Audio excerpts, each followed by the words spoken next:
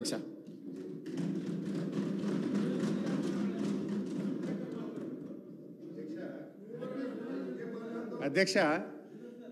ముఖ్యమంత్రి గారు ఏందంటే ఏదో రకంగా మమ్మల్ని రెచ్చగొట్టాలి, సబ్జెక్ట్ డీవియేట్ చేయాలని ఒక ప్రయత్నమైనది.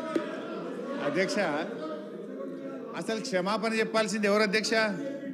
8 ఏళ్ళు 2007లో కొబ్బరికాయ కొట్టి 2014 దాకా కనీసం మహారాష్ట్రతో అగ్రిమెంట్ చేయకుండా తెలంగాణను నిర్లక్ష్యం చేసినందుకు ఈ కాంగ్రెస్ పార్టీ నాయకులకు క్షమాపణ చెప్పాలి. 8 ఏళ్ళైనా కనీసం మహారాష్ట్రతో అంతర్రాష్ట్ర ఒప్పందం చేతగాలేదంటే అది మీ చేతగానితనం, మీ నిర్లక్ష్యం కాకపోతే ఏందని నేను అడుగుతా ఉన్నా అధ్యక్ష.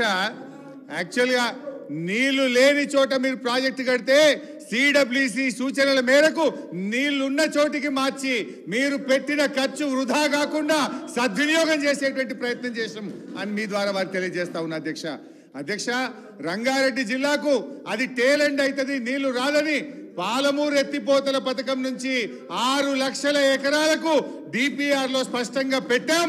ఇవాళ రిజర్వాయర్లు అయిపోయినాయి, మీరు కాలువలు తవ్వుతే, ఎందుకంటే మొన్ననే మనకు నీటి కేటాయింపులు వచ్చినాయి, ఎన్విరాన్మెంట్ క్లియరెన్స్ కూడా అయిపోయింది.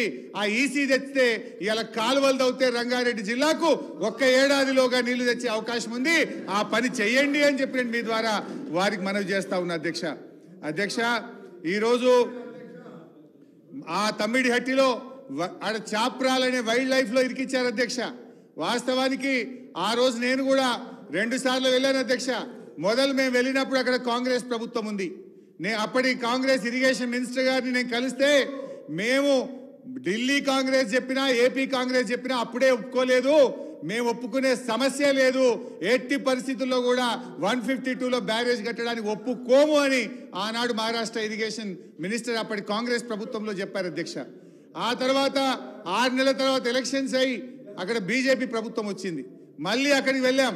అక్కడికి వెళ్ళి దేవేంద్ర ఫడ్నవీస్ గారు ముఖ్యమంత్రి అయితే వారిని అక్కడ ఇరిగేషన్ మినిస్టర్ను కలిసి మాకు ఇది ఒప్పుకోండి 152కు, మాకు తెలంగాణకు జీవనాధారం అని చెప్పి ఎన్ని రకాలుగా అడిగిన ఆయన ఏమన్నాడంటే, అసలు దీనికి వ్యతిరేకంగా పోరాటం చేసిందే నేను, జైళ్ళలో పడ్డా, అరెస్ట్ అయినా ఈరోజు రాష్ట్ర ముఖ్యమంత్రిగా నేనెట్లు ఒప్పుకుంటా 152కు, ఒప్పుకునే ప్రశ్నే లేదని కొత్తగా మహారాష్ట్రలో పదవి బాధ్యతలు చేపట్టిన ఫడ్నవీస్ ముఖ్యమంత్రి గారు చెప్పారు అధ్యక్ష.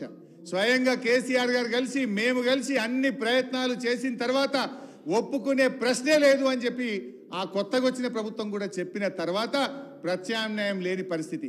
7 ఏళ్ళు మీరు సమయం వృధా చేశారు. మరి మేము 7 ఏళ్ళు దాని హెడ్ ఎక్కడ కట్టాలో అసలు మహారాష్ట్రలపై అనుమతి లేకుండా మనం బ్యారేజ్ కట్టగలుగుతామా? మీలాగా 8 ఏళ్ళ సమయం వృధా చేయాలనుకుంటున్నారా? అయితే ఆ రోజు వ్యాప్కోస్ అనే కేంద్ర ప్రభుత్వ సంస్థకు మాకు ఈ సమస్య వచ్చింది. ఒకవైపు సిడబ్ల్యూసి నీళ్లు లేదు, మీకు అవసరమైన నీటి లభ్యత తమ్మిడిహట్టి దగ్గర లేదు, మీరు ప్రత్యామ్నాయం చూసుకోండి అని సిడబ్ల్యూసి చెప్తుంది. మరోవైపు మహారాష్ట్ర ఒప్పుకోనంటుంది, ప్రత్యామ్నాయం సూచించండి అని చెప్పి కేంద్ర ప్రభుత్వ సంస్థ వ్యాప్కోస్కి ఇస్తే వాళ్ళు ఇచ్చిన సూచన మేరకు మాత్రమే ఈ మేడిగడ్డ, తమ్మిడిహట్టి, అన్నారం, సుందిల్లా బ్యారేజ్ల నిర్మాణం జరిగిందని మీ ద్వారా గౌరవ ముఖ్యమంత్రి గారికి ప్రభుత్వాన్ని తెలియజేస్తున్నా అధ్యక్ష. ఈరోజు గౌరవనీయులు ముఖ్యమంత్రి గారు కానీ ఇరిగేషన్ శాఖ మంత్రి వర్యులు ఈరోజు ఈ బ్యారేజ్ దాన్ని ఏదో పార్లమెంట్ ఎలక్షన్స్ ఉన్నాయి, లబ్ధి పొందాలని ఎక్కువ చేసి చూపే ప్రయత్నం చేస్తున్నారు. అఫ్కోర్స్ ముఖ్యమంత్రి గారు ధోరణి అయితే ఎట్లుందంటే, ఆయన ఆ మధ్య స్టేట్మెంట్ ఇచ్చారు సీఎం గారు, కేసీఆర్ గారి ఆనవాళ్ళు లేకుండా చేస్తా అంటే ఆయన చేసిన మంచి పనులు ఏవి రేపు ప్రజలు గుర్తుంచుకోకుండా చేస్తా అనేటువంటి ఒక దాంతో ఆయన డిసైడ్ అయి ఉన్నాడు. నాకు డౌట్ కూడా వస్తూ ఉంది, వాళ్ళు ఈ బ్యారేజీలు కూలిపోవాలని ఉద్దేశపూర్వకంగా ఆలస్యం చేస్తున్నారనే అనుమానం కూడా కలుగుతూ ఉంది. దయచేసి రాజకీయం చేస్తే మా మీద ఎంతైనా బురద చల్లండి కానీ. స్పీకర్ సార్, హరీష్ రావు గారు స్టేట్మెంట్ విత్డ్రా చేసుకోవాలి. ఇది హైలీ ఇర్రెస్పాన్సిబుల్. మీ కరప్షన్ వల్ల, మీ దోపిడీ వల్ల మేడిగడ్డ బ్యారేజ్ కొలాప్స్ అయిపోయి ఇక మీదికెళ్ళి మీరు ఎదురుదాడి చేయడమా? సిగ్గుపడాలి, క్షమాపణ చెప్పాలి తెలంగాణ సమాజానికి. అధ్యక్ష, ఇప్పటికి 3 సార్లు చెప్పిన ప్రభుత్వం మీ దగ్గర ఉంది, ఏ విచారణ అయినా చేయండి, దానికి మేము సిద్ధమని చెప్పినాం. అయితే అధ్యక్ష, బ్యారేజ్ల విషయంలో ఈరోజు సరే ఆ సంఘటన మేము కూడా హర్షించాము. తప్పు ఎవరు చేసినా తప్పే, దాన్ని ఎంక్వైరీ చేయండి, టెక్నికల్ డిఫాల్ట్ ఏందో తెలుసుకోండి, కానీ తొందరగా దాన్ని రిస్టోర్ చేసే ప్రయత్నం చేయండి. ఒక బ్యారేజీలే కాదు, కాళేశ్వరంలో మనం అనేక రిజర్వాయర్లు కట్టుకున్నాం, కాలువలు దవ్వుకున్నాం, ఎంతో ఆయకట్టు మనకు వచ్చేది ఉంది. అందువల్ల నేను మీతో కోరేది ఏంటంటే వర్షాకాలం వచ్చే లోపు దానికి టెక్నికల్గా ఒపీనియన్ తీసుకొని, సాంకేతిక నిపుణుల ఒపీనియన్ తీసుకొని సేఫ్ స్టేజ్కు దాన్ని తీసుకొచ్చి త్వరితగతిన దాన్ని రిస్టోర్ చేయాలని చెప్పి మీ ద్వారా ప్రభుత్వాన్ని కోరుతున్నాం. తప్పులు ఎవరు చేసినా, బాధ్యులు ఎవరైనా వారిని శిక్షించండి, దాన్ని ఎట్టి పరిస్థితుల్లో మేము సమర్థించము అని చెప్పి మీ ద్వారా వారు తెలియజేస్తున్నాం. అయితే అధ్యక్ష, ఈరోజు ఈ సంఘటన ఈ దేశంలో, ఈ రాష్ట్రంలో ఎప్పుడు జరగలేదు అన్నట్టుగా, ఒక ఇదేదో ఎప్పుడు జరగంది మొదటిసారి జరిగింది అన్నట్టుగా చెప్తున్నారు అధ్యక్ష. వీళ్ళ హయాంలో కట్టిన కడెం ప్రాజెక్టు మొట్టమొదటి ఫిల్లింగ్కే మొత్తం ప్రాజెక్ట్, కడెం ప్రాజెక్ట్ కొట్టుకుపోయింది ఆనాటి కాంగ్రెస్ ప్రభుత్వ హయాంలో. ఒకసారి కాదు అధ్యక్ష, 2 సార్లు కడెం ప్రాజెక్ట్ కొట్టుకుపోయింది అధ్యక్ష. దేవాదుల లిఫ్ట్ ఇరిగేషన్ స్టార్ట్ చేస్తే ఇగో పైపులు పటాకుల్లాగా పేలిపోయి దేవాదుల పైపులు ఆనాటి కాంగ్రెస్ ప్రభుత్వ హయాంలో నీళ్ళన్నీ పొలాలలోకి వెళ్ళి రైతులకు ఎంత నష్టం జరిగిందో చెప్తున్నా అధ్యక్ష. ఆనాడు వైఎస్ రాజశేఖర రెడ్డి గారు ముఖ్యమంత్రిగా ఉన్నప్పుడు పంజాగుట్టలో కడుతున్నటువంటి ఫ్లైఓవర్ అది కట్టకముందే, కడుతుండగానే ఆ ఫ్లైఓవర్ కూలిపోయి చాలా మంది చనిపోయినటువంటి విషయాన్ని మీ ద్వారా గుర్తు చేస్తా ఉన్నా. అదేవిధంగా దేవాదుల ఫేజ్ 3లో టనల్ కూలిపోయి 3 చనిపోవడమే కాకుండా ఆ టనల్ మొత్తం ఎంత దెబ్బతిన్నదో కూడా మీకు గుర్తు చేస్తా ఉన్నా. అదేవిధంగా ఈరోజు సింగూరు డ్యామ్ గేట్లు కొట్టుకుపోయినాయి, ఎల్లంపల్లి డ్యామ్ బండ్స్ స్పిల్వే కొట్టుకుపోయింది. అదే కాకుండా మన తాలిపేరు రిజర్వాయర్ ఖమ్మం జిల్లాలో 2 సార్లు కొట్టుకుపోయింది అధ్యక్ష. అదే కాకుండా వరంగల్లో పాలెం వాగు 2 సార్లు వరుసగా కొట్టుకుపోయింది అధ్యక్ష. ఆ రోజుల్లో పుట్టంగండి ఉదయం ముఖ్యమంత్రి గారు ప్రారంభిస్తే సాయంత్రానికి మొత్తం లీక్ అయిపోతే మోటార్లు బంద్ చేసినటువంటి పరిస్థితి అధ్యక్ష. సాత్నాల డ్యాము హెడ్ రెగ్యులేటర్ కూడా కొట్టుకుపోయింది అధ్యక్ష. మూసీ గేట్లు మీ ప్రభుత్వంలో కాంగ్రెస్ హయాంలో కూడా ఒకసారి కొట్టుకుపోయినటువంటి పరిస్థితి ఉంది అధ్యక్ష. కేంద్ర ప్రభుత్వ ఆధ్వర్యంలో కడుతున్న పోలవరంలో కూడా సిడబ్ల్యూసి ఆధ్వర్యంలో నిర్మాణం జరుగుతున్న పోలవరంలో కూడా డయాఫ్రేమ్ వాల్ కొట్టుకుపోయినటువంటి పరిస్థితి ఉంది. దురదృష్టకరం, కొన్ని సందర్భాల్లో ఇటువంటి సంఘటనలు జరుగుతాయి. దానికి విచారణ జరపాలి, రిస్టోర్ చేయాలి, రైతులకు మేలు చేయాలి, రైతుల ప్రయోజనాలు దెబ్బతినకుండా కాపాడాల్సినటువంటి బాధ్యత ఇవాళ ప్రభుత్వాల మీద ఉంటుందని చెప్పి నేను మీ ద్వారా వారికి తెలియజేస్తున్నా అధ్యక్ష.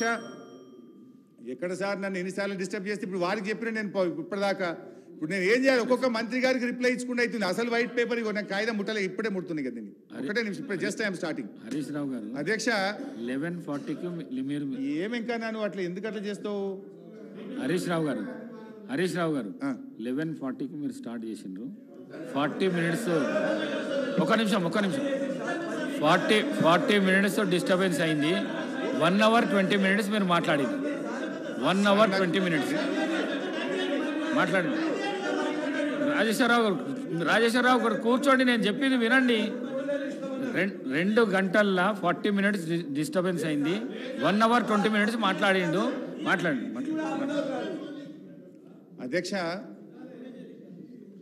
అధ్యక్ష ఈరోజు సరే వీళ్ళు ఏంటంటే మా మీద ఒక బురద జల్లాలనే ఉద్దేశంతో ఒక ప్రయత్నం కంటిన్యూస్గా చేస్తూ ఉన్నారు అధ్యక్ష. కానీ ప్రజల అనుభవంలో ఉంది అధ్యక్ష. పండిన పంట సాక్ష్యం, పెరిగిన సాగు విస్తీర్ణం సాక్ష్యం, ఇవన్నీ కూడా ప్రజల స్వీయ అనుభవాల్లో ఉన్నాయి అధ్యక్ష. మీరు అసెంబ్లీలో మా మీద బురద జల్లినంత మాత్రాన ప్రజలకు అంతిమంగా నీళ్ళు వచ్చినాయా లేవా, పంట పండిందా లేదా అనేది రాష్ట్ర రైతులు గమనిస్తారు అధ్యక్ష. ఈ ప్రభుత్వం ఇవాళ మేము వచ్చిన తర్వాత అధ్యక్ష, ఆనాటి కాంగ్రెస్ ప్రభుత్వాలు చెరువులను పట్టించుకోకపోవడం వల్ల చెరువులన్నీ కూడా చిన్న వర్షానికే తెగిపోయేటువంటి పరిస్థితి ఉండే. కాకతీయుల వారసత్వ సంపదగా వచ్చినటువంటి ఆ చెరువులను గత ప్రభుత్వాలు పట్టించుకోకపోతే మేము మిషన్ కాకతీయ అనేటువంటి ఒక కార్యక్రమం ద్వారా రాష్ట్రంలోని చెరువులన్నీ కూడా పునరుద్ధరించేటువంటి కార్యక్రమం చేశాం. ఆ మిషన్ కాకతీయను అధ్యక్ష మ్యాగ్సెసే అవార్డు గ్రహీత రాజేంద్ర ప్రసాద్ గారు మెచ్చుకున్నారు, ఎంఎస్ స్వామినాథన్ గారు మెచ్చుకున్నారు, మన హైకోర్టు చీఫ్ జస్టిస్ గారు మెచ్చుకున్నారు. అమెరికాలోని మిచిగాన్ యూనివర్సిటీ, చికాగో యూనివర్సిటీ కూడా వచ్చి స్టడీ చేసి ఈ కార్యక్రమాన్ని అభినందించినటువంటి విషయాన్ని మీ ద్వారా గౌరవ సభ్యులకు తెలియజేస్తా ఉన్నా అధ్యక్ష. మిషన్ కాకతీయ ప్రోగ్రాం 4 ఏళ్లలో యుద్ధ ప్రాతిపదికన చేస్తే 15 లక్షల ఎకరాల ఆయకట్టు స్థిరీకరణ జరిగింది. ఇలా రైతులకు మేలు జరిగింది. 15 లక్షల ఎకరాల్లో ఆయకట్టు పెరగడమే కాదు, మత్స్య సంపద పెరిగింది, భూగర్భ జలాలు కూడా పెరిగి రైతులకు ఎంతగానో మేలు జరిగింది అధ్యక్ష. ఉదాహరణకు అధ్యక్ష, గతంలో ఒక చిన్న వర్షం పడితే చెరువులు ఎట్లా తెగినాయి, ఇప్పుడు మిషన్ కాకతీయ తర్వాత చెరువులు తెగడం ఎట్లా తగ్గిందో కూడా నేను వివరాలతో సహా కూడా చెప్పగలుగుతా అధ్యక్ష.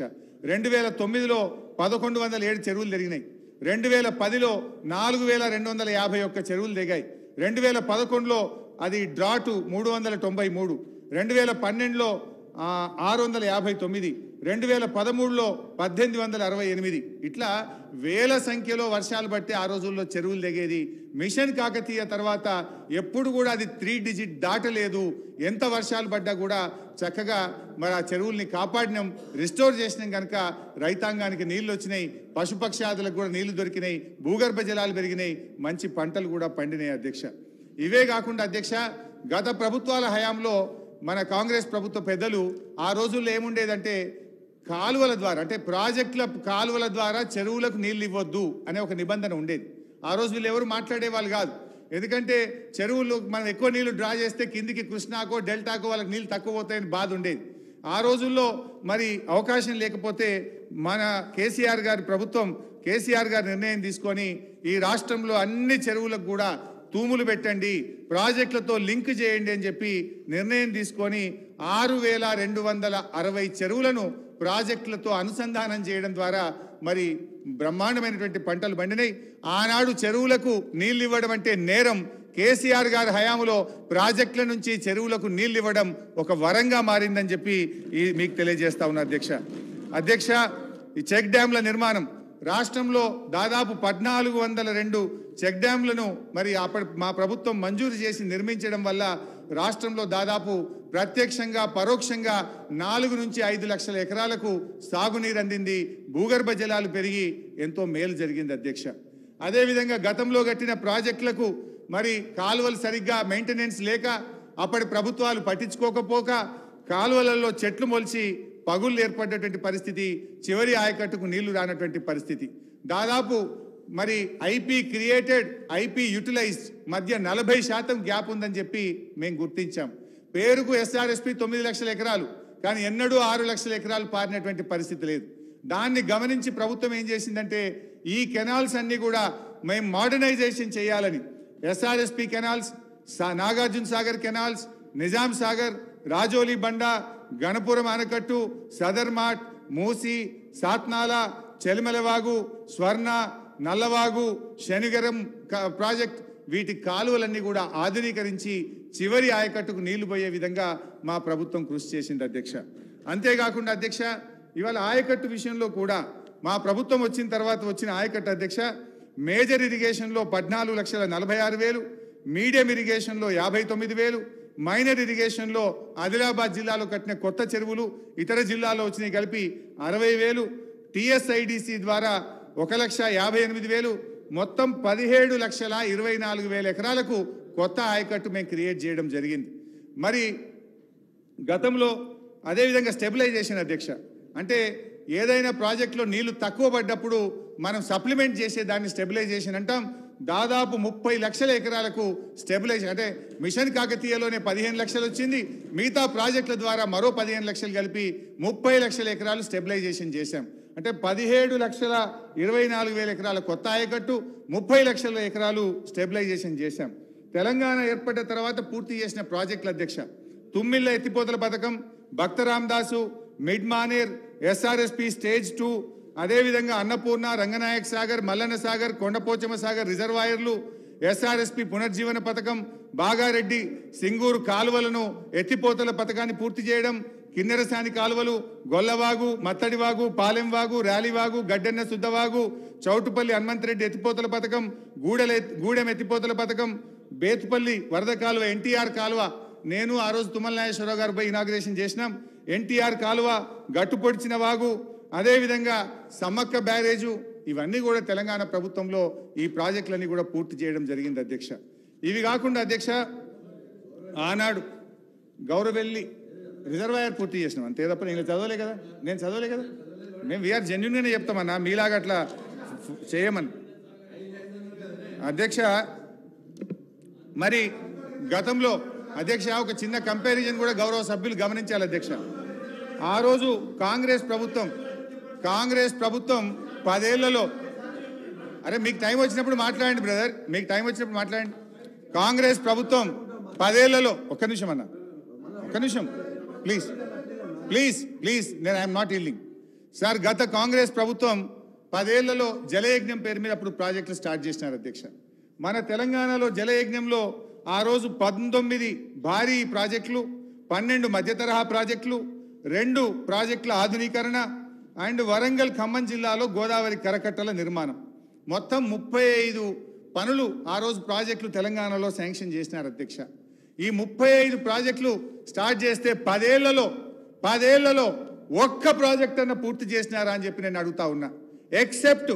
ఎక్సెప్ట్ మన గుత్పా అలీసాగర్ లిఫ్ట్, అది 90% గత తెలుగుదేశం ప్రభుత్వ హయాంలో మంజూరై 90% పూర్తయితే ఆ 10% పనిని పూర్తి చేసి అది నీళ్లు సప్లిమెంటేషన్, కొత్త ఆయకట్టు కూడా కాదు, ఒక్క గుత్పా అలీసాగర్ తప్ప జలయజ్ఞంలో స్టార్ట్ చేసినటువంటి 35 ప్రాజెక్టులలో ఒక్క ప్రాజెక్ట్ అన్న పూర్తి చేశారని మీ ద్వారా నేను అడుగుతా ఉన్నాను అధ్యక్ష. అధ్యక్ష సార్, గౌరవ శాసనసభ్యులను కోరుతా ఉన్నాం అధ్యక్ష. ఈరోజు 2007లో మొదలు పెడితే 14 వరకు దరిదాపు ఏ ప్రాజెక్టులు అయితే సంకల్పన చేసినారో వారికి ఎన్వైరన్మెంటల్ క్లియరెన్స్ విషయంలో కానీ, డిపిఆర్కు సంబంధించిన అంశం విషయంలో కానీ, హెడ్ వర్క్ చేపట్టడంలో కానీ యుద్ధ ప్రతిపాదికన ఆ రోజు ఒక కార్యాచరణ తీసుకొని ముందుకు నడవటం జరిగింది. సో ఒక్కటి చేయలేదు.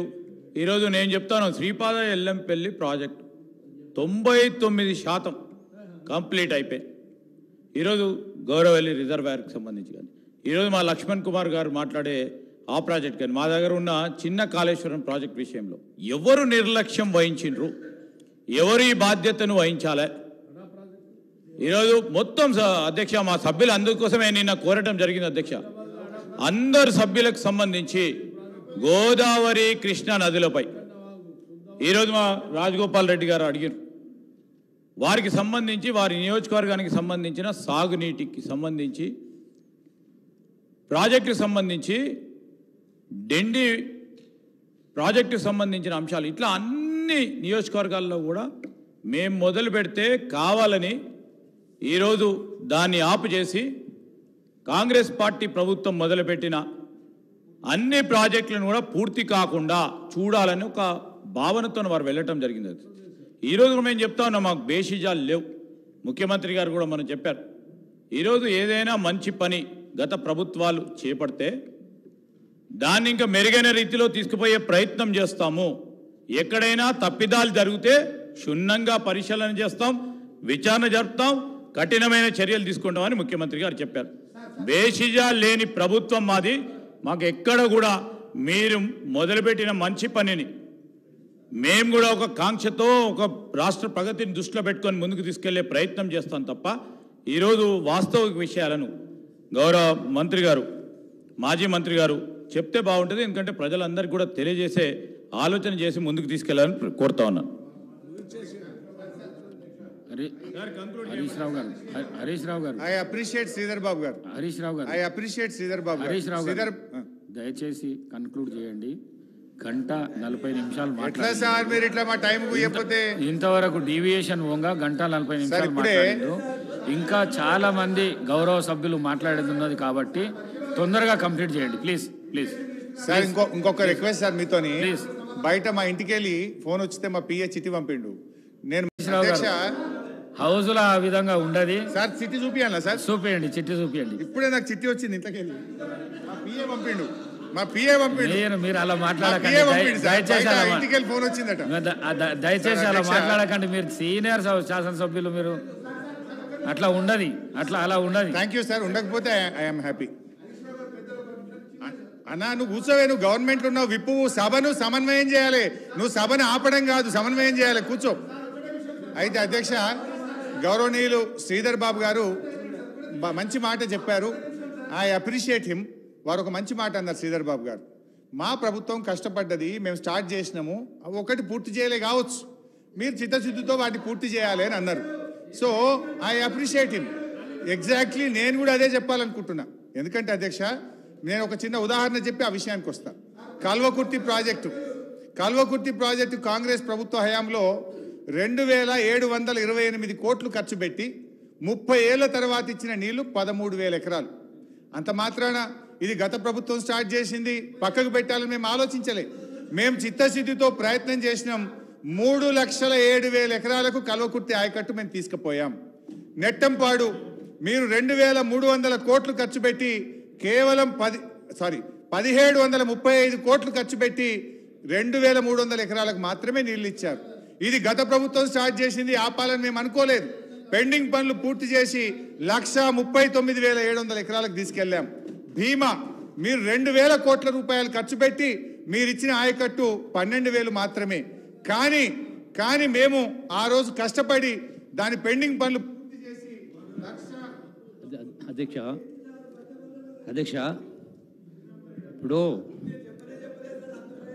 హరీష్ రావు గారు ప్రతి విషయంలో కూడా గట్టిగా మాట్లాడి నేను రాజీనామా చేస్తానని చెప్పడం అంటే దాని ద్వారా ప్రజలు నిజమే అని నమ్మాలనుకుంటే ఎంత చిత్తశుద్ధి ఉన్న పద్ధతిలో మాట్లాడుతున్నారు. నేను 2 విషయాలు చెప్తా అధ్యక్ష. ఈ మహాత్మా గాంధీ కల్వకుర్తి లిఫ్ట్ అయినా, నెట్టెంపాడైనా, కోయిల్ సాగర్ అయినా ఇవన్నీ కూడా కాంగ్రెస్ ప్రభుత్వ హయాంలో ఆనాడు ఇవన్నీ కూడా టేకప్ చేసి ఆ హయాంలోనే కల్వకుర్తి మొదటి లిఫ్ట్ కూడా పూర్తి చేయడం జరిగింది, పంపింగ్ కూడా చేయడం జరిగింది. అంటే నెట్టెంపాడు క్వశ్చన్ అంటే అడ్వాన్స్ స్టేజ్లో ఉండింది. సరే వాళ్ళ అదృష్టవశాత్తు కావచ్చు, గవర్నమెంట్ వచ్చిన తర్వాత ఆ బ్యాలెన్స్ వరకు కంప్లీట్ చేయడం జరిగింది. అధ్యక్ష ఇది వాస్తవం. అట్లాగే దబాయించి మాట్లాడేసి నేను ఛాలెంజ్ ఒక విషయం ఇంతసేపు ఏం మాట్లాడినారు మా గౌరవ ముఖ్యమంత్రి గారు మాట్లాడినప్పుడు కానీ అట్లాగే గౌరవ ఇరిగేషన్ శాఖ మంత్రులు మాట్లాడినప్పుడు నేను ఛాలెంజ్ చేస్తా అంటే శుద్ధ పూస మాదిరిగా చిత్తశుద్ధి జాతిగా మాట్లాడు. అదే అధ్యక్ష ఒకటే మాట్లాడతా అధ్యక్ష. నేను ఇప్పుడు హరీష్ రావు గారిని గౌరవ శాసనసభ్యులు హరీష్ రావు గారి దగ్గర ఎంత చిత్తశుద్ధి నిజాయితీ ఉందో ఇప్పుడే రుజువైతే అధ్యక్ష. మళ్ళీ నేను మాట్లాడిన తర్వాత నిజంగా రాజీనామా చేస్తారా ఒప్పుకుంటారో తెలియాలి అధ్యక్ష. ఎక్కడ అవినీతి జరగలేదని మాట్లాడినారు మా సభ్యులు అందరూ, గౌరవ ముఖ్యమంత్రి మాట్లాడారు. అవినీతి జరిగింది కనుక ఆత్మసాక్షిగా చెప్పాలి అధ్యక్ష. మొత్తం 1,80,000 కోట్ల రూపాయల టెండర్ పిలిచిన అధ్యక్ష. ఇరిగేషన్ ప్రాజెక్టులో 1,80,000 కోట్ల రూపాయల టెండర్ పిలిచారు. దానికి ఆనాడు వారే ఇరిగేషన్ శాఖ మంత్రులు. నేను స్పష్టంగా చదువుతా అధ్యక్ష, ఒకసారి వినండి అధ్యక్ష. ఇదే ప్రాజెక్టులో 4,000 అంటే మొత్తం 300 టెండర్స్ ఉన్నాయి అధ్యక్ష. ఈ 300 టెండర్లో కూడా ప్రతి టెండర్లో కూడా అంటే ఆన్లైన్ అంటే జనరల్గా ఎక్కడేదో వరకు తెలియదు. ఆన్లైన్ అంటే సీక్రెట్ టెండర్ చేసిన సందర్భంలో ఎట్లా కలబడ్డదా ఈ కాంట్రాక్టర్లకు ప్రతి ఒక్కరు కూడా మొత్తం 300 టెండర్లో అందరూ కూడా 1% లెస్ అంటే ఒకడు 0.1, ఒకడు 0.5, ఒకడు 0.6, మొత్తం కూడా లెస్ దాన్ 1%. మీ ఉదాహరణ చెప్తుంది. ఇక ఈ టెండర్లో ప్యాకేజీలో నెంబర్ 1 సీరియల్ నెంబర్ 4,191,000 కోట్ల టెండర్. దీనిలో 0.1 లెస్ పర్సెంటేజ్. అట్లాగే ఇంకో టెండర్ 4,018 కోట్లు, దీనిలో 0.6 మైనస్. ఇంకొకటి 3,224 కోట్లు, ఇందులో మైనస్లో 0.5 మైనస్. ఇట్లా అంటే ప్రతి ఒకటి అధ్యక్ష నేను లిస్ట్ ఇస్తా ఉన్నా. 300 టెండర్లు, 1,80,000 కోట్ల రూపాయల టెండర్లు. ప్రతి టెండర్ కూడా 5 మంది 10 మంది కాంట్రాక్టర్లు వేస్తే ఎట్లా వీళ్ళకి కలబడ్డదా? ప్రతి ఒక్కరు కూడా ఎట్లా లెస్ చేసిండ్రు? 1% లోపలనే. గతంలో అధ్యక్ష ఇదే ఇరిగేషన్ టెండర్లో కాంపిటేటివ్ టెండర్ పోతే 50%, 60% లెస్ పోయినాయి. ఈ రోజున నేషనల్ హైవే జరుగుతూ ఉంది కల్వకుర్తి టు నంద్యాల వరకు. అది దాంట్లో కాంక్రీట్ ఉంది, సిమెంట్ వర్క్ ఉంది, బీటీ వర్క్ ఉంది. అయినా కూడా 38% లెస్ జరుగుతూ ఉంది. ఇక్కడ టోటల్గా మట్టి పనులు అయినా కూడా ఎందుకు ఈ ప్రకారం జరిగింది? దీని అర్థమైంది, దీని లోగుట్టేంది? లోగుట్టు పెరుమాళకి అన్నట్టుగా ఆ లోగుట్టు హరీష్ రావుకు కేసీఆర్ తెలియదు అధ్యక్ష. చెప్పమని ఆత్మసాక్షి ఇప్పుడు రాజీనామా చేయండి. అబద్ధంగా చెప్పండి, ఇది రుజువు చేయండి ఇప్పుడు. వాస్తవం కాదా ఇది? ఎట్లా తప్పించుకుంటారు? గట్టిగా మాట్లాడిన మాత్రానా నేను రాజీనామా చేస్తాను అంటున్నా, చిత్తశుద్ధి చేయి మరి. అబద్ధం నిజం కాదా ఇది? ఇది కాదా? ఇది నీకు ఇది నీకని చేసింది మీరు కాదా? ఏమధ్యక్ష ఇది? 100% ఆత్మ అనేది ఉంటే, నిజాయితీలు ఉంటే చెప్పు ఈరోజు మరి చేయి, రాజీనామా చేయి మరి. గొప్ప మాట్లాడేది కాదు కదా మాట. అధ్యక్ష, నిజాయితీ ప్రజలు మాటలతోటి నమ్మించలేరు, చేసిన ద్వారా. అట్లాగే కృష్ణా రివర్ బోర్డుకు సంబంధించి కూడా కృష్ణా నది జలాలను కూడా కేఆర్ఎంపీకి ఎట్లయితే అప్పగించారు, అది కూడా శుద్ధబద్ధం. 100% అప్పగించారు. సాక్ష్యాలు ఉన్నాయి, కాగితాలు ఉన్నాయి, అన్ని కూడా. గట్టిగా మాట్లాడితే మాత్రాన అబద్ధాలు నిజాలు కావు, నిజాలు అబద్ధాలు కావు అధ్యక్ష. ఇది వాస్తవం. Accept it. చేయి, ఇప్పుడు రాజీనామా చేయి, రుజువు చేయి. కాదని రుజువు చేయి. మొత్తం తెలంగాణలో కాదు, 4 కోట్ల ప్రజలు ఉన్నారు. ఎవరైనా చెప్తారు ఇది ఎట్లా జరిగింది మరి? నిజం కాదా ఇది? ప్లీజ్ హరీష్ రావు గారు సమయం చెప్పండి. కన్క్లూడ్ చేయండి. సమయం చెప్పండి. మంత్రుల 300 పరిస్థితి టెండర్లు ఎట్లయిపోయిందంటే ఎవరికి వాళ్ళు స్కోర్ చేసుకునే పరిస్థితిలో ఉన్నారు. అధ్యక్ష, ఇదే మంత్రి గారు ఆనాడు మా కేబినెట్ లో ఉన్నప్పుడు ఇదే అసెంబ్లీలో కాల్వకుర్తి ప్రాజెక్ట్ ను కాంగ్రెస్ పార్టీ పట్టించుకోలేదు అని ఈ అసెంబ్లీలో చాలా సార్లు మాట్లాడిన ఆయన. కాంగ్రెస్ పార్టీ నిర్లక్ష్యం చేసిందని మాట్లాడిండు. కుర్చీ మారంగానే సీన్ మారింది. అధ్యక్ష, ఏదో లెస్ టెండర్ 1% అంటుండు. మీ ప్రాణహిత చేవెళ్ల ప్రాజెక్ట్ లో అన్ని టెండర్లు 4% ఎక్సెస్. మరి అప్పుడేం జరిగింది అధ్యక్ష? దానికి సమాధానం చెప్పు. Every tender is +4%. అందరూ 4% పైన వేసి 28 ప్యాకేజీలు ఆ రోజు జరిగింది. దానికి సమాధానం చెప్పండి అధ్యక్ష. దాని మీద కావాలంటే రోజు డిస్కషన్ పెట్టండి, ఐ విల్ ఆన్సర్. అధ్యక్ష, ఈరోజు ఒక విషయం ఏంటంటే అధ్యక్ష, మనము ఈనాడు అరే ముఖ్యమంత్రి గారు వ్యంగ్యం తగ్గించుకోండి, మీ గౌరవం పెంచుకోండి. అధ్యక్ష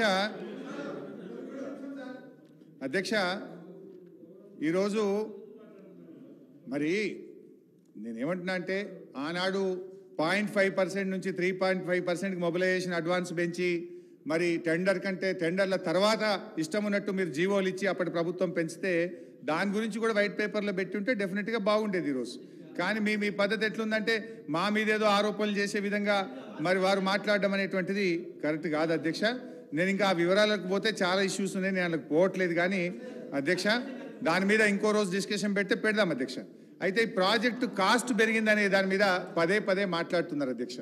ఈ దేశంలో కానీ రాష్ట్రంలో కానీ ఏ ప్రాజెక్ట్ కాస్ట్లు ఎట్లా పెరుగుతున్నాయి, ఎందుకు పెరుగుతాయి అనేటువంటి విషయాన్ని కూడా ఈరోజు గమనించాల్సిన అవసరం ఉంది అధ్యక్ష.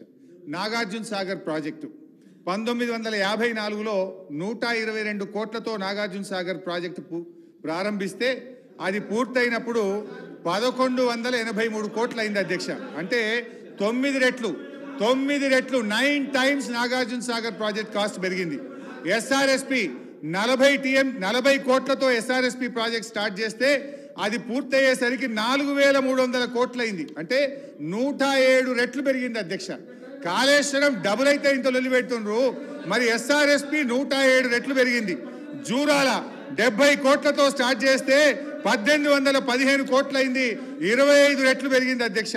పులిచింతల 565 కోట్లతో స్టార్ట్ చేస్తే 1816 కోట్లకు పెరిగింది అధ్యక్ష. సింగూరు 29 కోట్లతో స్టార్ట్ చేస్తే 169 కోట్లకు పెరిగింది అధ్యక్ష. ఇంకో విషయం కూడా ఇక్కడ గమనించాలి అధ్యక్ష, వీళ్ళేదో ఇంత ఖర్చు పెట్టినాను. ఇవాళ సింగూరు డ్యాము 25 టీఎంసీలు అధ్యక్ష. 25 టీఎంసీల సింగూరు డ్యాము ఆ రోజు 169 కోట్లకు పూర్తయింది. ఇవాళ ఇదే సింగూరు డ్యామ్ కట్టాలంటే అధ్యక్ష కనీసం 4000 కోట్ల రూపాయలు అవుతాయి. అంటే నేను అనేది ఏంటంటే దయచేసి మీరు గమనించాల్సింది, ప్రాజెక్టులు రేట్లు పెరిగినాయి. ఆ రోజు మీరు ఉమ్మడి ఆంధ్రప్రదేశ్లో 1956 నుంచి 2014 దాకా అయిన ఖర్చు 54. నో సార్ అధ్యక్ష, ఇది టోటల్గా మిస్లీడ్ చేయటం అధ్యక్ష, హౌస్ని కానీ రాష్ట్రాన్ని కానీ టోటల్గా. ఎందుకంటే సరే ఆ ఉమ్మడి రాష్ట్రంలో అప్పుడు పిలిచినటువంటి ప్రాజెక్టులన్నీ ఈపీసీ కాంట్రాక్ట్ సిస్టమ్ ద్వారా పిలిచారు. పెరిగినా తగ్గినా రాష్ట్రానికి సంబంధం లేదు అధ్యక్ష. నేను అందుకే చెప్పింది, కేవలం 38,000 కోట్లతో అగ్రిమెంట్ చేసినటువంటి ప్రాణహిత చేవెళ్ల ప్రాజెక్ట్ని మనం రాష్ట్రం వచ్చిన తర్వాత కూడా కంటిన్యూ చేసుకుంటే ఖర్చు పెరగకుండా అదే డబ్బుతో అదే కాంట్రాక్టు విధానంతో కట్టి మనకు హ్యాండ్ ఓవర్ చేయాలి. కాంట్రాక్టరు మనకు హ్యాండ్ ఓవర్ చేయాలి. అలా చేపించుకోవడానికి అవకాశం ఉన్నదాన్ని రీడిజైన్ చేసి 1,74,000 కోట్లకి ఎందుకు పెంచారు అధ్యక్ష? రాజీవ్ సాగర్, ఇందిరా సాగర్లో కూడా ఈపీసీ కాంట్రాక్ట్ ఏది, దాంట్లో పెంచుకోవడానికి అవకాశం లేదు. ఈపీసీ కాంట్రాక్ట్ సిస్టంలో ధర పెరిగినా తగ్గినా రాష్ట్ర ప్రభుత్వానికి సంబంధం లేదు. ఆ కాంట్రాక్టర్ అగ్రిమెంట్ ప్రకారం ఆ దాంట్లో కట్టించి ప్రభుత్వానికి హ్యాండ్ ఓవర్ చేయాలి. అలా హ్యాండ్ ఓవర్ చేయించుకోవడానికి అవకాశం ఉన్నటువంటి రాజీవ్ సాగర్, ఇందిరా సాగర్ని కేవలం 1,400 కోట్లతో అయ్యేదాన్ని ఎందుకు మీరు రీడిజైన్ చేసి 23,000 కోట్లు పెంచారనే కదా మేము పదే అడిగేది. ఇప్పుడు నువ్వు చెప్పేది కూడా అదే, పెరిగింది తర్వాత పెరుగుతుందంటే పెరగటానికి అవకాశం లేకుండా ఉన్నటువంటి ప్రాజెక్టుల్ని కావాలని మీరే రీడిజైన్ చేసి అడ్డగోలుగా పెంచేసుకొని రాష్ట్ర ఖజానా అంతా దోపిడీ చేసి మళ్ళీ ఇంకా తగుదనమ్మా అని చెప్తారేంటండి? రాష్ట్రం అంతా బ్లేటెంట్గా చూస్తుండే, ఆడ కాళేశ్వరం ఆడ పగిలిపోయింది స్పష్టంగా కనిపిస్తూ ఉండే. ఈ రాష్ట్రమే కాదు దేశం అంతా చూస్తూనే ఉండే. ఈడ అందరు చూస్తుంది, మీడియా చూస్తుంది, ప్రజలపై ఇంకా దాని గురించి వాదించడానికి ఏముంది అధ్యక్ష? హరీష్ రావు గారికి దాంట్లో ఇంకేమైనా మేము దాచిపెట్టింది ఏమైనా ఉందా?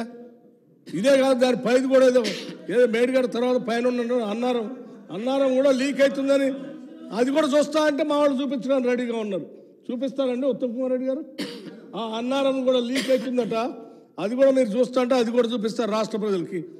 వాస్తవాలు ఇంత స్పష్టంగా కనిపిస్తూ ఉంటే ఇంకా పదే ఇంకా దాన్ని తప్పించుకోవడం కోసం ఇంకా ఏదో మేము మా వాళ్ళు ఏదో తప్పు మాట్లాడుతున్నారు, భ్రమలు కల్పిస్తున్నారు. ఇది ఎక్కడ అన్యాయం అధ్యక్ష? చేసిన తప్పులు ఒప్పుకోవడానికి దయచేసి హరీష్ రావు గారు ఇక ముగించండి.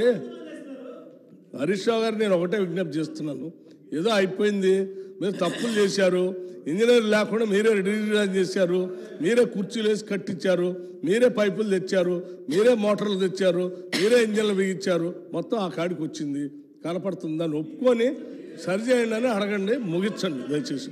Thank you. హరీష్ రావు గారు కన్క్లూడ్ చేయండి ప్లీజ్. అధ్యక్ష గౌరవనీయులు, కన్క్లూడ్ నాకు ఇది ఇంతమంది లేచి చెప్తే నేను ఏం చేయాలి? Sir I will try to conclude sir. Please. అధ్యక్ష మేము ఏంటంటే చేసిందే మేము చెప్పుకుంటున్నాం తప్ప చెయ్యంది మేము చెప్తలేము అధ్యక్ష. గౌరవ ముఖ్యమంత్రి గారేమో వారు చెయ్యంది కూడా బయటకు పోయి మేమే చేసినామని చెప్తున్నారు. ఇవాళ మనం ఏం జరుగుతుందో కూడా చూస్తున్నాం. పోలీస్ రిక్రూట్మెంట్ బోర్డులో ఏమైంది అధ్యక్ష? ఎగ్జామ్ పెట్టింది, నోటిఫికేషన్ ఇచ్చింది మేము, రిటర్న్ టెస్ట్ పెట్టింది మేము, ఫిజికల్ టెస్ట్ పెట్టింది మేము, మెయిన్ టెస్ట్ పెట్టింది మేము, రిజల్ట్ ఇచ్చింది మేము, మొత్తం మేమే. సరే అట్లా బోన్లే ఇక okay. I respect you sir, ఆ సబ్జెక్ట్లో బోన్లేండి sir. I respect you sir. అధ్యక్ష సరే అధ్యక్ష, నేను ప్రభుత్వానికి ఒక సూచన అధ్యక్ష, ఇది దయచేసి సరే ఇందాక మిత్రులు శ్రీధర్ బాబు గారు చెప్పిన దాని continuation and I would like to give the suggestion to the government. ఏంటంటే అధ్యక్ష శ్రీధర్ బాబు గారు కూడా అదే అన్నారు, సరే మేము కొంత కష్టపడ్డాము తర్వాత మీరు వచ్చి నీళ్ళు ఇచ్చిండ్రు అని అన్నారు, సంతోషం. అయితే లేలే నెట్టపాడు భీమాలో మేమే స్టార్ట్ చేసినాము, మీరు వచ్చిన తర్వాత కాలువలో కెనాల్లో పూర్తి చేసి నీళ్ళు ఇచ్చిండ్రు అని మీరు అన్నారు. సేమ్ థింగ్ నేను చెప్పదలుచుకున్న ఒక ముఖ్యమైన point, I draw the attention of Uttam Kumar Reddy గారు. అయితే అధ్యక్ష ఇది మన పాలమూరు ఎత్తిపోతల పథకం. దీన్ని ఏంటంటే ఈ పాలమూరు ఎత్తిపోతల పథకంది ఒక చాలా బాధాకరమైనటువంటి ప్రస్థానం. గతంలో ఏమైందంటే అధ్యక్ష, యాక్చువల్గా 2005 సంవత్సరంలోనే రిటైర్డ్ ఇంజనీర్లు 2005 సంవత్సరంలో రిటైర్డ్ ఇంజనీర్లు ఒక డిపిఆర్ తయారు చేసి అప్పటి ముఖ్యమంత్రి వైఎస్ రాజశేఖర రెడ్డి గారికి ఈ పాలమూరు ఎత్తిపోతల పథకం మీద డిపిఆర్ ఇచ్చారు. కానీ దురదృష్టం ఏంటంటే అప్పుడు జీవో వస్తుంది, సర్వేకి జీవో వస్తుంది ఎలక్షన్ల ముందు అన్నారు, అది రాలేదు అధ్యక్ష. తర్వాత మళ్ళీ 2013-2014 ఎన్నికలకు పోవడానికంటే ముందు అప్పుడు కూడా మళ్ళీ రిటైర్డ్ ఇంజనీర్లు ధర్నాలు, జలసాధన పోరాట సమితి జరిగితే చివరిలో 2013లో సర్వే కోసం ఒక జీవో ఇచ్చారు అధ్యక్ష. 2013లో సర్వే కోసం జీవో ఇచ్చారు తప్ప కనీసం టెండర్ పిలవలేదు, ఆ సర్వే కూడా స్టార్ట్ కానటువంటి పరిస్థితి అధ్యక్ష. సరే మా ప్రభుత్వం వచ్చిన తర్వాత నేను డీటెయిల్స్ టైం లేదు కనుక డీటెయిల్స్లోకి పోతలేను. మా ప్రభుత్వం వచ్చిన తర్వాత మేము పాలమూరు ఎత్తిపోతల పథకాన్ని ప్రారంభించాం. సరే ఆ ప్రారంభించాం, గౌరవ మంత్రి గారు ఖర్చు బాగైంది, నీళ్ళు ఇవ్వలేదు అనేటువంటి మాట చెప్తున్నారు. ఒక్క నిమిషం, పాలమూరు లిఫ్ట్ ఇరిగేషన్ గురించి మాట్లాడింది కదా, ఒక రామ్మోహన్ రెడ్డి గారు 2 నిమిషాలు మాట్లాడతారు. నా తర్వాత మాట్లాడు. ఇప్పుడు I'm not the government sir, I'm not the government, నేను ఆన్సర్ చేయను. వారు గవర్నమెంట్కి చెప్పుకో, అప్పటి నుంచి అడుగుతున్నారు. 2 నిమిషాలు. అధ్యక్ష 2 నిమిషాలు అధ్యక్ష. స్పీకర్ సార్ మా కడియం సీఆర్ గారికి ఇయ్యలేగా సార్ మీరు. స్పీకర్ సార్ అయితే అధ్యక్ష ఉన్నాను నేను మాట్లాడినాక మాట్లాడు. అధ్యక్ష నేను I draw the attention of Uttam Kumar Reddy గారు. సో ఈ పాలమూరు ఎత్తిపోతల పథకంలో అధ్యక్ష మనకు చాలా ఇబ్బందులు వచ్చినాయి. పాలమూరు ఎత్తిపోతల పథకంలో ఏమైందంటే అధ్యక్ష, మరి మనం ఇది స్టార్ట్ చేసిన తర్వాత ఆంధ్రప్రదేశ్ గ్రీన్ ట్రిబ్యునల్కి వెళ్ళి స్టే తెచ్చింది అధ్యక్ష. ఆంధ్రప్రదేశ్ ప్రభుత్వం గ్రీన్ ట్రిబ్యునల్ పై స్టే తెస్తే మనం సుప్రీంకోర్టుకు పోయి సుప్రీంకోర్టు ద్వారా గ్రీన్ ట్రిబ్యునల్ స్టేను వేకేట్ చేపించి మేము త్రాగునీటి కోసం ఈ పని చేసుకుంటున్నామని చెప్పి ప్రభుత్వాన్ని మరి సుప్రీంకోర్టులో బలమైనటువంటి వాదనలు వినిపించి మనం సుప్రీంకోర్టు ఆర్డర్ ద్వారా పనులు మనం కొనసాగించుకున్నాం అధ్యక్ష. అయితే ఆ రోజు మనకు నీటి కేటాయింపులు లేవు గనక మనం దాన్ని మన సాగునీటి ప్రాజెక్టుగా చూపించుకునే అవకాశం లేదు. కానీ మనము ఒకవైపు ట్రిబ్యునల్లో ఆర్గ్యుమెంట్స్ నడుస్తూ ఉన్నాయి. మనము తొందరగా రిజర్వాయర్లు కట్టి పనులు చేసుకుంటే రేపు ఏం జరుగుద్దంటే మనకు రైట్ ఏర్పడుతుంది, ట్రిబ్యునల్లో వాటర్ అలొకేషన్ వచ్చేటువంటి అవకాశం ఉంటుందని చెప్పి మనం దాన్ని ముందుకు తీసుకొని పోయినాం. గౌరవనీయులు ఉత్తమ్ కుమార్ రెడ్డి గారు కూడా 1 TMCకి తగ్గించారన్నారు. వాస్తవానికి తగ్గించింది ఓన్లీ మోటార్లు పెట్టే విషయంలోనే. టన్నెళ్ళు 2 TMCలకు తవ్వాం, రిజర్వాయర్లు మొత్తం కూడా అదే విధంగా కట్టాం, పంప్ హౌస్ కూడా 2 TMCలకు చేశాం. ఓన్లీ మనం ఆయకట్టు వచ్చినప్పుడు మిగతా 1 TMCకి మోటార్లు పెట్టాలన్నది ప్రభుత్వ ఆలోచన. అయితే నేను గౌరవనీయులైన ఉత్తమ్ కుమార్ రెడ్డి గారు చెప్పాల్సిన విషయం ఏంటంటే మనం ఇందులో మనం ముందుకు అడుగులు వేశాం. ఒకటి 45 TMCలు మైనర్ ఇరిగేషన్ సేవింగ్స్ చూపించి ఇంకొక 45 TMCలు గోదావరి నీళ్లను కృష్ణానదికి మళ్లించింది కనుక నాగార్జున సాగర్ పైభాగాన మనకు 45 TMCలు వాడుకునే అవకాశం బచావత్ ట్రిబ్యునల్ ఇచ్చింది. ఆ 90 TMCలు నికర జలాలు దీనికి కేటాయించి మనము మన CWCకి KRMBకి మన DPR పంపించి పర్మిషన్స్ అడిగాం. అయితే వాళ్ళు పర్మిషన్స్ ఇవ్వకపోతే కూడా మనం గట్టిగా కొట్లాడి మీరు అప్పర్ భద్రాకు కర్ణాటకకు ఎట్లిస్తారు మాకు ఎట్లియ్యరన్న తర్వాత వాళ్ళు ఒప్పుకోవడం, ఆ DPR పరిశీలన జరిగింది. ఇప్పటికీ 6 అనుమతులు కూడా వచ్చినాయి. అటవీ అనుమతి, CEA అనుమతి, అదేవిధంగా CSMRS అనుమతి, గిరిజన మంత్రిత్వ శాఖ అనుమతి, భూగర్భ జల బోర్డు అనుమతి, అదేవిధంగా EAC ఎన్విరాన్మెంట్ EAC కూడా రికమెండ్ చేసింది. EAC రికమెండ్ చేసి ఇప్పుడు అది కేంద్ర ప్రభుత్వం దగ్గర ఉన్నది. ఒకసారి EAC రికమెండ్ చేస్తే జనరల్గా కేంద్ర ప్రభుత్వం ఇచ్చేస్తుంది. ఆ EC మీరు తొందరగా తెప్పిస్తే ఏమవుతుందంటే మనం కాలువలు తవ్వుకోవచ్చు. సాగునీటి కాలువలు తవ్వుకుంటే రైతాంగానికి ఇటు రంగారెడ్డి జిల్లాకు అటు మహబూబ్ నగర్ జిల్లాకు కూడా మనకు నీళ్ళు వచ్చేటువంటి అవకాశం ఉంటుంది. కనుక EAC రికమెండ్ చేసి ఉన్నది. EAC ఎప్పుడు రికమెండ్ చేసిందంటే 10/8/2023 నాడు EAC రికమెండ్ చేసింది. కనుక మీరు దాని మీద దృష్టి పెట్టి EC తెచ్చేసినట్టయితే మనం పంట కాలువలు తవ్వుకొని రైతాంగానికి నీళ్ళు ఇచ్చే అవకాశం ఉంటుంది. ఎట్లయితే కల్వకుర్తి నెట్టంపాడులో మేము నీళ్ళు ఇచ్చి సాగునీటి సౌకర్యం కల్పించినామో ఇక్కడ కూడా మేజర్ పనులన్నీ అయిపోయినాయి. పంట కాలువలు తవ్వి నీళ్ళు ఇచ్చే పనిని చేయాలని చెప్పి ప్రభుత్వాన్ని కోరుతా ఉన్నాను అధ్యక్ష. ప్లీజ్ అధ్యక్ష, అదేవిధంగా కేంద్ర ప్రభుత్వం మీద అనేక రకాలుగా ఒత్తిడి తెచ్చి మనం సెక్షన్ 3ని సాధించుకున్నాం. సెక్షన్ 3 అనేది మనకు ప్రాజెక్టుల వారీగా నీటి కేటాయింపులు జరుగుతాయి. ఇప్పుడు రాయలసీమకు రేపు పోతిరెడ్డిపాడు నీళ్లు ఆపాలంటే సెక్షన్ 3 ముందు కేంద్ర ప్రభుత్వం మీద ఒత్తిడి తెచ్చి 6 నెలల్లో ట్రిబ్యునల్ యొక్క నీటి కేటాయింపులు జరిగేటట్టుగా మీరు బలమైనటువంటి వాదనలు వినిపిస్తే మనకు కృష్ణాలో బ్రహ్మాండమైనటువంటి వాటా వచ్చే అవకాశం ఉంటుంది. దాని మీద ఎందుకంటే సెక్షన్ 3 రావడానికి మనం కేంద్ర ప్రభుత్వానికి, సుప్రీంకోర్టుకు కేంద్ర ప్రభుత్వాన్ని తిరిగి ఫైనల్గా దాన్ని మనం సాధించినాం. అందువల్ల దాంట్లో మీరు బలమైన వాదనలు వినిపిస్తే మనము ఈ 299 కాదు దాదాపు 600 TMCలకు పైగా తెచ్చుకునేటువంటి అవకాశం ఉంటుంది. కనుక దాని మీద దృష్టి పెట్టాలని చెప్పి మీ ద్వారా వారిని కోరుతా ఉన్నా. మేడిగడ్డ విషయంలో కూడా నేనేమంటున్నా అంటే దయచేసి వర్షాకాలం వస్తుంది, వర్షాలు వచ్చే లోపు దాన్ని సేఫ్ జోన్కు తీసుకుపోతే మొత్తం బ్యారేజ్ అయిపోయే అవకాశం ఉంటుంది. కనుక దాని మీద యుద్ధ ప్రాతిపదికన నిర్ణయాలు తీసుకొని ముందుకు సాగాలని చెప్పి కూడా వారిని మీ ద్వారా కోరుతున్నా అధ్యక్ష. మిగతా విషయాలు యాక్చువల్గా నాకు SLBC విషయంలో అదేవిధంగా మిగతా గౌరవ సభ్యులు మంత్రులు అడిగారు. నేను ప్రిపేర్డ్, మీ సమయం లేదంటున్నారు కనుక మీ మీద గౌరవం కొద్దీ నేను మీ అవకాశం ఇచ్చినందుకు ధన్యవాదాలు తెలియజేస్తున్నాను. House is urgent for lunch break.